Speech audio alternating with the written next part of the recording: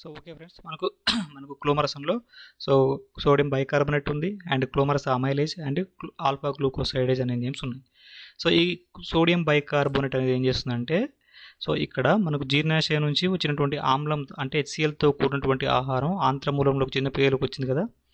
So ఇది ఆమ్లంగా ఉంది కాబట్టి ఈ కింద ఇప్పుడు నేను చెప్పినటువంటి ఈ ఆంత్రరసంలో ఉండే ఎంజైమ్స్ పనిచేయాలి అంటే ఇక్కడ ఆమ్ల స్థితి ఉండొద్దు. కాబట్టి సో జీర్ణాశయం నుంచి మనకి ఏమొచ్చింది, ఆమ్లంతో కూడిన ఆహారం వచ్చింది. సో ఈ విధంగా ఆమ్లంతో కూడిన ఆహారం వచ్చింది కాబట్టి ఇప్పుడు ఈ ఆహారం జీర్ణం అవ్వాలంటే సో ఈ ఆహారం దేంతో కలిసి ఉంది అంటే ఆమ్లంతో కలిసి ఉంది ఎక్కువగా. కాబట్టి ఈ ఆమ్లంని తటస్థీకరించడానికి మనకేమంటే ఈ క్లోమరసం నుంచి మనకు సోడియం బైకార్బోనేట్ వస్తుంది. సో ఈ సోడియం బైకార్బోనేట్ ఏం చేస్తుందంటే సో జీర్ణాశయం నుంచి వచ్చినటువంటి ఆమ్ల స్థితిలో ఉండే ఆహారాన్ని తటస్థీకరించి క్షారంగా మారుస్తుంది, అంటే తటస్థీకరించడం వల్ల ఆమ్ల స్వభావం తగ్గి తటస్థంగా ఉంటుంది. దీనివల్ల ఎంజైమ్లు తటస్థ స్థితిలో ఎంజైమ్స్ క్రియావంతంగా పనిచేస్తాయి. ఓకే, సో ఈ ఆంత్రరసంలో మనకి ఎంజైమ్స్ ఉంటాయి కదా. సో ఆ ఎంజైమ్స్ పనిచేయాలంటే సో ఇక్కడ నుంచి వచ్చినటువంటి ఆహారం అనేది ఆమ్లంగా ఉంటే పనిచేయవు. సో అందుకే ఈ క్లోమరసం ఏం చేస్తుందంటే ఈ క్లోమరసంలో ఉండే సోడియం బైకార్బోనేట్ ఆహారం విధంగా వచ్చేటప్పుడు దీంతో కలిసి ఆహారాన్ని తటస్థీకరించడం వల్ల మనకు జీర్ణక్రియకు సులభంగా ఉంటుందన్నమాట. ఇది సోడియం బైకార్బోనేట్ యొక్క విధి. నెక్స్ట్ క్లోమరసం ఏం చేస్తుందంటే క్లోమరసంలో మళ్ళీ క్లోమరస అమైలేజ్ అండ్ ఆల్ఫా గ్లూకోసైడేజ్ అనే 2 ఎంజైమ్స్ ఉంటాయి. ఓకే, సో ఇది చెప్తాను వినండి. మనకు పిండి పదార్థాలు 2 రకాలుగా ఉంటాయి. ఒక నిమిషం ఫ్రెండ్స్.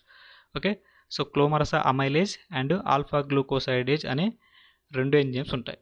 సో ఈ క్లోమరస అమైలేజ్ అనేది సో మనకి ఏం పని చేస్తుంది, ఎందుకు ఆల్రెడీ మనకి ఇక్కడ అస్సెకుహరం దగ్గర అమైలేజ్ అని వచ్చింది. లాలేజ్ ఇక్కడ ఉంది కదా. సో లాలాజల అమైలేజ్ అనే ఎంజైమ్ వచ్చింది కదా, టైలిన్ అనేది. సో మళ్ళీ ఇక్కడ క్లోమరస అమైలేజ్ ఎందుకు వచ్చింది అంటే సో మనకు లాలాజలం అంటే నోటి లోపల లాలాజల అమైలేజ్ అనేది కేవలం మానవుల్లో మాత్రమే ఉంటుంది. మిగతా ఏ జంతువుల్లో కూడా ఈ లాలాజల అమైలేజ్ లేదా టైలిన్ అనేది ఉండదు. సో అవి పిండి పదార్థాలను జీర్ణం చేసుకోవాలంటే వాటికి అమైలేజ్ కావాలి కదా. సో వాటికి అమైలేజ్ అనేది ఏ విధంగా వస్తుందంటే ఈ క్లోమరసంలో ఉండే అమైలోజ్. ఓకే, క్లోమరసంలో ఉండే ఈ అమైలోజ్ ద్వారా అవి పిండి పదార్థాలను జీర్ణం చేసుకుంటాయి అన్నమాట. ఓకే, నెక్స్ట్ ఆల్ఫా గ్లూకోసైడేజ్ అనే ఎంజైమ్ ఉంటుంది. సో ఒకసారి చెప్తే చూడండి.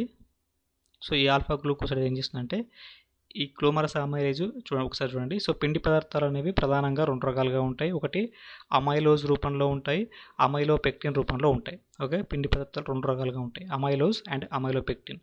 సో అమైలోజ్ అనేది శాఖాయుతంగా ఉండదు, శాఖాయుతంగా ఉండకుండా చైన్ మాదిరిగా ఉంటుంది. ఒక స్ట్రైట్ స్ట్రక్చర్గా ఉంటుంది. సో ఈ అమైలోపెక్టిన్ అనేది శాఖాయుతంగా ఉంటుంది, శృంఖలాలను కలిగి ఉంటుంది, చాలా సంక్లిష్ట నిర్మాణం అనమాట ఈ అమైలోపెక్టిన్ అనేది. ఓకే, సో ఇప్పుడు సో ఈ క్లోమరసంలో ఉండే ఈ 2 ఎంజైమ్స్ ఏం చేస్తాయంటే క్లోమరస అమైలోజ్ అనేది సో అంటే అమైలోజ్ అనేది పిండి పదార్థం. సో ఈ క్లోమరస అమైలేజ్ అనే ఎంజైమ్ సమక్షం లోపల మాల్టోజ్గా మారుతుంది. ఓకే, తర్వాత నెక్స్ట్ అమైలోపెక్టిన్. సో 2 టైప్స్ అని చెప్పిన కదా. సో ఇది అమైలోజ్, ఇది అమైలోపెక్టిన్. సో ఈ అమైలోపెక్టిన్ అనేది అంటే శాఖాయుతంగా ఉంటుంది, శృంఖలాలుగా కలిగి ఉంటుంది, ఇది సంక్లిష్ట నిర్మాణం కలిగి ఉంటుంది అమైలోపెక్టిన్ అనేది. సో ఈ అమైలోపెక్టిన్ అనేది ఆల్ఫా గ్లూకోసైడేజ్ అనే ఎంజైమ్ సమక్షం లోపల మాల్టోజ్ అండ్ మాల్టోట్రయోజ్ రూపంలోకి మారుతుంది. ఓకే, ఇది క్లోమరసానికి సంబంధించి. ఓకే, నెక్స్ట్ పైత్యరసం. ఇక్కడ చూడండి. సో పైత్యరసంలో మనకు ఎటువంటి ఎంజైమ్స్ అనేవి ఉండవు. ఓకే, పైత్యరసంలో మనకు ఎటువంటి ఎంజైమ్ ఉండవు. పైత్యరసంలో మనకు పైత్యరస లవణాలు, పైత్యరస వర్ణకాలు అనేవి ఉంటాయి. ఓకే, సో పైత్యరస లవణాలు sodium taurocholate and sodium glycocholate. Okay, ఇవి 2 పైత్యరస లవణాలు. నెక్స్ట్ పైత్యరస వర్ణకాలు ఏంటంటే bilirubin and biliverdin. Okay friends, so ఈ పైత్యరస వర్ణకాలు. సో ఇవి ఈ పైత్యరస లవణాలు కూడా మనకి జీర్ణాశయం నుంచి వచ్చేటటువంటి ఆమ్లంతో కూడిన ఆమ్ల ఖైముందుగా దీన్ని తటస్థీకరించడంలో తోడ్పడతాయి అన్నమాట. అంతకుమించి ఇవి వేరే పని ఏం చేయవు. ఓకే, పైత్యరస వర్ణకాలు అనేవి so bilirubin, biliverdin. Next so ఆంత్రరసం. సో మనకి ఏంటంటే చిన్న పేగు లోపల లిబర్కోన్ పుట్టికలు అనేవి ఉంటాయి. సో ఇవేంటంటే మనకు సో ఆంత్రరసాన్ని స్రవిస్తాయి. ఓకే, సో మనకు ఆంత్రరసంలో మనకు మాల్టేజ్, ఐసోమాల్టేజ్, లాక్టేజ్, సుక్రేజ్ అనే ఎంజైమ్స్ ఉంటాయి. ఓకేనా ఫ్రెండ్స్. సో ఇప్పుడు చూడండి, సో ఆహారం అనేది మనకు ఇప్పుడు సో చిన్న పేగులోకి వచ్చేసింది. చిన్న పేగు లోపల ఆంత్రరసం అనేది విడుదలయ్యింది. సో ఈ ఆంత్రరసంలో ఈ ఎంజైమ్స్ అనేవి ఉన్నాయి. ఓకే, సో ఇప్పుడు మాల్టోజ్ అనేది, ఓకే, ఇక్కడ ఇక్కడ చెప్పిన కదా ఒకసారి. సో ఏంటి అమైలోజ్ అనేది, సో క్లోమరస అమైలేజ్ అంటే అమైలేజ్ అనే ఎంజైమ్ సంశ్లేషణలో మాల్టోజ్గా మారింది కదా. సో ఈ మాల్టోజ్ అనేది, ఓకే, ఈ మాల్టోజ్ అనేది మాల్టేజ్ అనే ఎంజైమ్ సమక్షంలో గ్లూకోజ్గా మారుతుంది. అంటే గ్లూకోజ్ అనేది సరళ రూపం, ఈ మాల్టోజ్ అనేది సంక్లిష్ట రూపం, అంటే శోషణకు అనుకూలంగా ఉండే రూపం అనేది గ్లూకోజ్ అనమాట. ఓకే, సో ఇది అనమాట. ఓకే, సంక్లిష్టం నుంచి సరళంగా మారడమే జీర్ణక్రియ. ఓకే, ఇప్పుడు ఇక్కడ ఆల్రెడీ మనకి ఇక్కడ అమైలోజ్ అనేది సో అమైలేజ్ ఎంజైమ్ సమక్షంలో మాల్టోజ్గా మారింది. సో ఇక్కడ చిన్న పేగు లోపల సో మాల్టోజ్ అనేది మాల్టేజ్ అనే ఎంజైమ్ సమక్షం లోపల సో గ్లూకోజ్గా మారింది.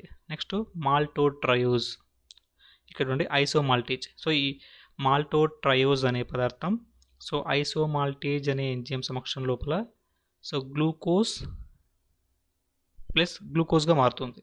ఓకే, ఇక్కడ గ్యాలక్టోజ్ కాదు. ఓకేనా ఫ్రెండ్స్. సో ఇక్కడ మాల్టోజ్ అనేది మాల్టేజ్ ఎంజైమ్ సమక్షంలో గ్లూకోజ్గా మారింది. సో మాల్టోట్రయోజ్ అనేది సో ఐసోమాల్టేజ్ అనే ఎంజైమ్ సమక్షం లోపల సో గ్లూకోజ్గా మారింది. Next lactose. సో లాక్టోజ్ అనేది సో మనకు లాక్టేజ్ అనే ఎంజైమ్ సమక్షం లోపల సో గ్లూకోజ్ ప్లస్ గ్యాలక్టోజ్గా మారుతుంది. ఓకే, సో లాక్టోజ్ అనేది మనకు disaccharide. Okay, so disaccharide so lactase అనే అంటే లాక్టోజ్ అనే డైసాకరైడ్, లాక్టోజ్ అనే ఎంజైమ్ సమక్షంలో గ్లూకోజ్ ప్లస్ గ్యాలక్టోజ్ అనే 2 మోనోసాకరైడ్లుగా విడిపోతుంది అనమాట. Okay, next sucrose. So sucrase అనేది కూడా ఒక డైసాకరైడ్.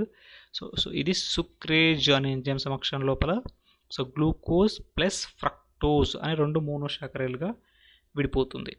ఓకే, సో ఈ ప్రక్రియ మొత్తం జరిగిన తర్వాత చిన్న పేగు లోపల ఇదంతా ఈ ప్రక్రియ మొత్తం జరగడాన్ని మనం జీర్ణక్రియ అంటాం. అంటే ఇక్కడ ఇవన్నీ ఈ ఫస్ట్ రూపంలో ఇక్కడ ఉన్నాయి కదా, సో ఇటువైపు సో ఇవన్నీ కూడా సంక్లిష్ట పదార్థాలు డైసాకరైడ్లు. ఓకే, సో ఇవన్నీ సరళ రూపాలు అనమాట. సో ఈ సంక్లిష్ట పదార్థాలు ఎంజైమ్ల సమక్షం లోపల సో సరళ రూపంగా మారడాన్ని మనం జీర్ణక్రియ అన్నాం. ఓకే, సో జీర్ణక్రియ అనేది చెప్తున్నాం కదా. సో జీర్ణక్రియ సో అంటే సంక్లిష్ట ఆహార పదార్థాలను సరళ పదార్థాలుగా మార్చే యాంత్రిక రసాయనిక ప్రక్రియను జీర్ణక్రియ అంటున్నాం. సో ఇక్కడ యాంత్రిక ప్రక్రియ అంటే ఎందుకంటే సో మనకు అసెకూరంలో దంతాల చేత నములుతున్నాం, నాలుక చేత అటు ఇటు తిప్పుతున్నాము. సో అందుకే ఇది ఇక్కడ యాంత్రికం అని చెప్పినాం. ఓకే, యాంత్రిక ప్రక్రియ అని చెప్తున్నా.